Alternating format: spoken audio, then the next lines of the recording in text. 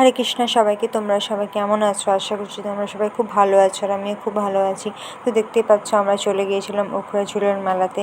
আর ওখানে কিন্তু খুব বড় করে ঝুলন মেলা হয়, তাই আমরা চলে গিয়েছিলাম মেলাতে।